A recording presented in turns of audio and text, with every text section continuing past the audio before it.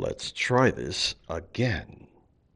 Ladies and gentlemen, it's that time again for Professor Victor Singing Eagle's brilliant lectures on Native American literature here at Sisseton Wahpeton College in beautiful downtown Agency Village, South Dakota. And now, without any further gobbledygook or yickety yak or goobity doo, it's the man himself, the brilliant Professor Victor Singing Eagle! Yay! Right on, right on, right on. Let's get started, shall we? I have a whole bunch of announcements to get through, so let's get busy, shall we? Meeting 14, Tuesday, March 18th, 2025. We got some email I got to show you. Right, here's one from the Tribal College Journal. For those of you who are anthropology nerds like me, there's an awesome opportunity. Go to the Tribal College Journal of American Indian Higher Education. Check your email. Plains Indian Museum Curatorial Assistant. Ooh, man, that's tempting. For those of you who are looking for a summer job or an internship, there's also something from Aaron Keeble.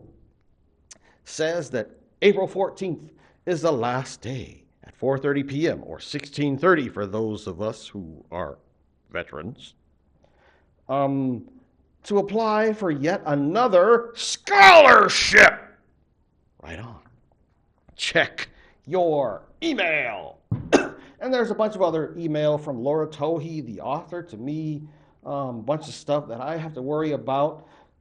Sonny Herrick says there's some students at risk in English 210, Dakota Studies 210, Native American Literature, because some people have not been logging on.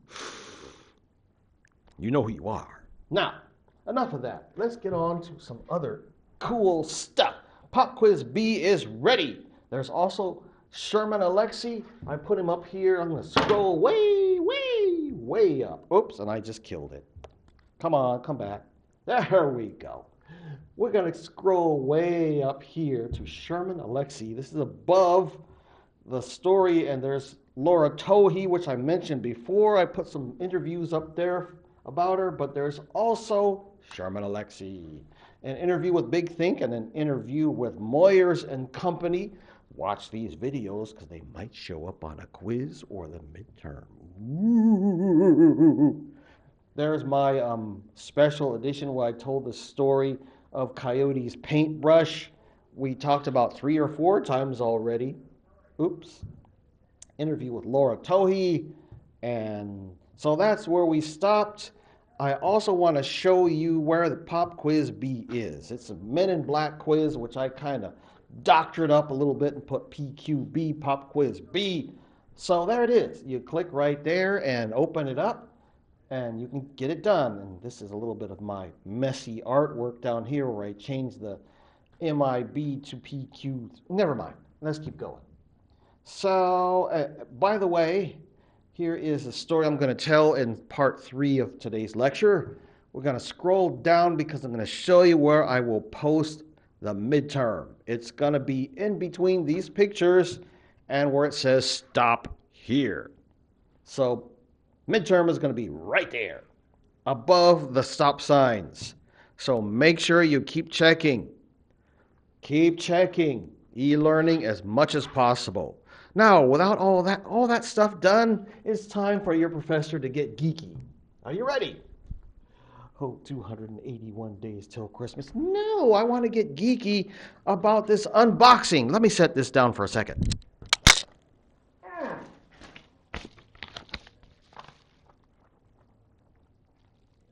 Yes!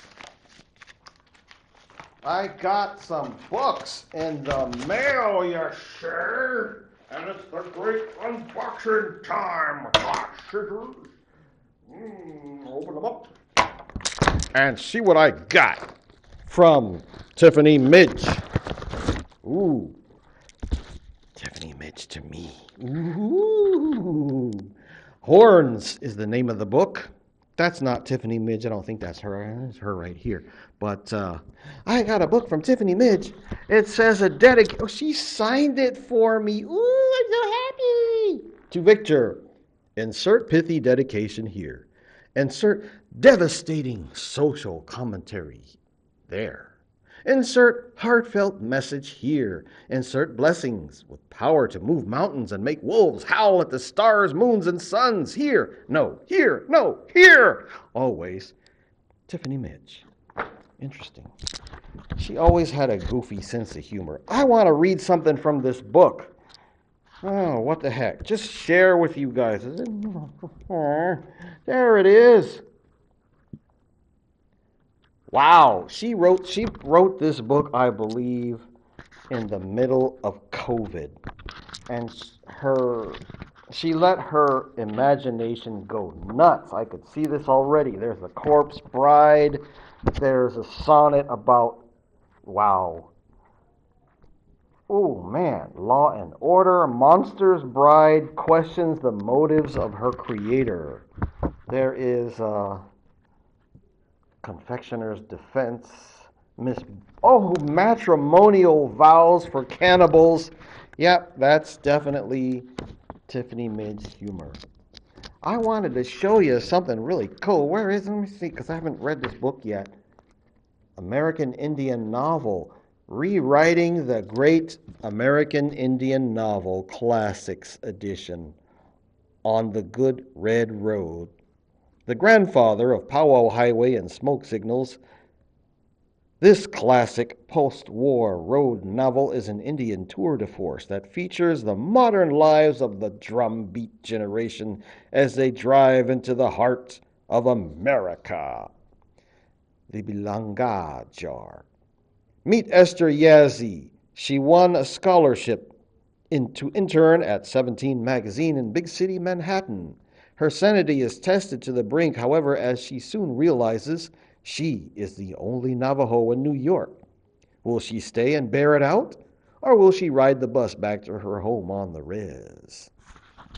Valley of the Kachina Dolls. Welcome to Santa Fe, the hot zone for the widespread epidemic of New Age tourists, culture vultures, and plastic medicine men, and their addiction to Southwest Indian culture.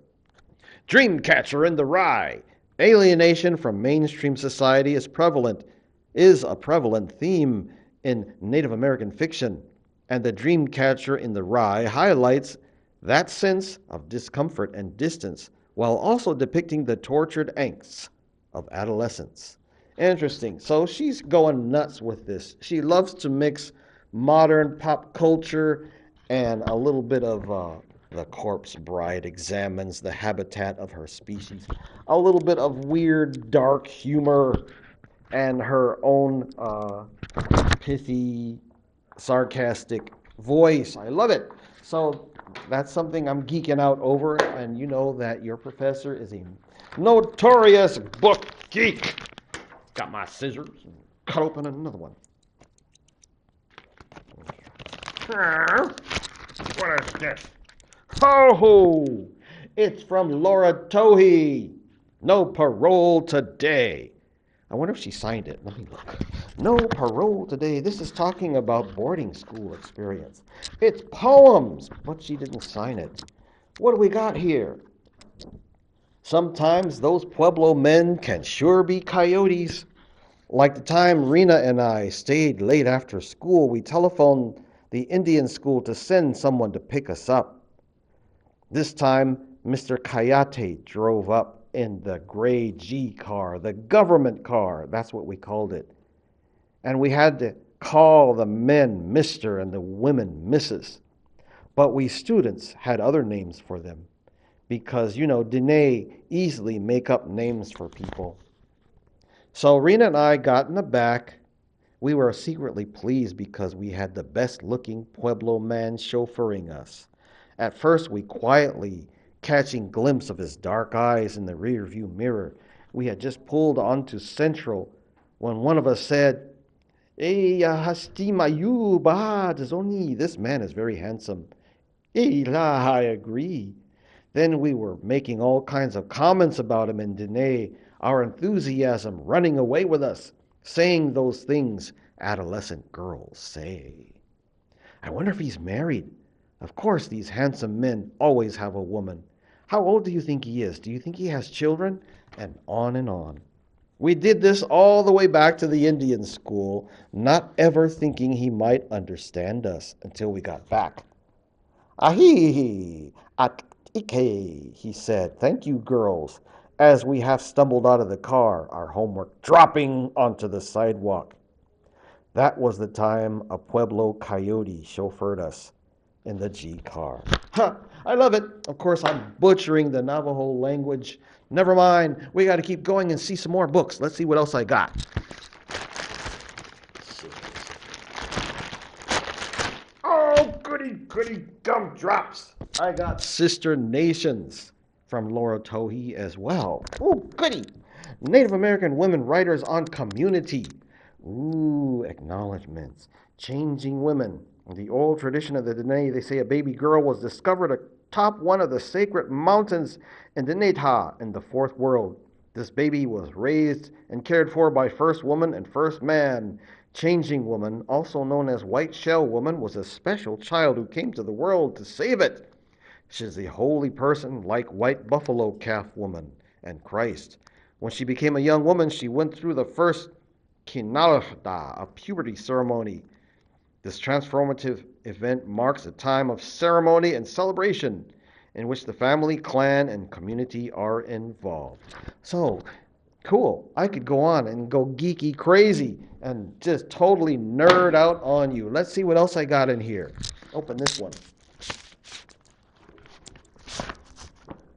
Oh, goody, goody gumdrops. Hey!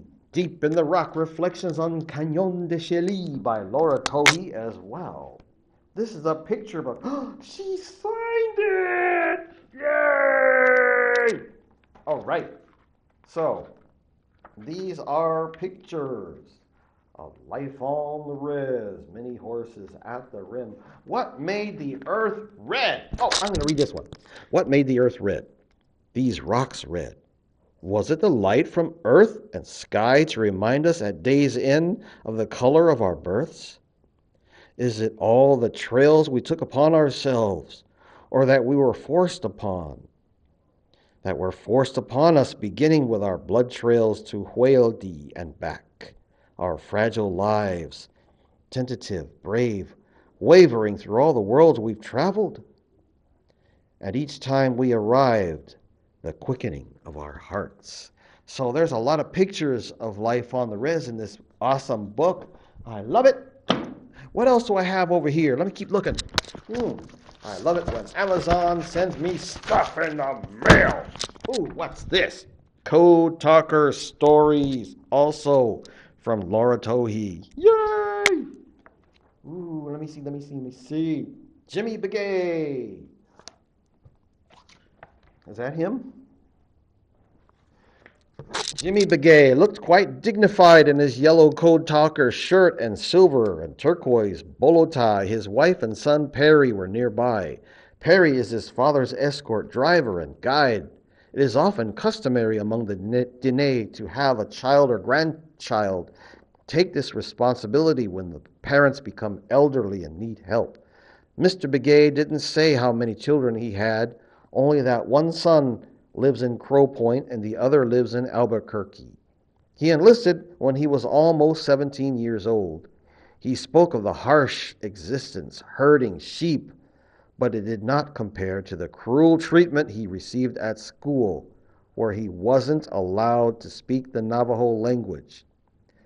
And so it talks about his life until he decides he wants to enlist in the military and become a code talker. Love it. So people, if you're a nerd, book nerd like I am, you could already tell that in high school I was the biggest book nerd in the world. Always, like Hermione Granger maybe. Got books. Books. More. Books. Oh, just a little light reading. All right, that's enough of that for now. I could stand up here and preach and read to you all day long, but we don't have enough time. We're going to stop this right now, and it's almost time for my Native American or my Dakota language class, which starts pretty soon. I got to quit fooling around. Thank you so much for bearing with me. I'll see you in part 2. Talk to you later. Bye-bye.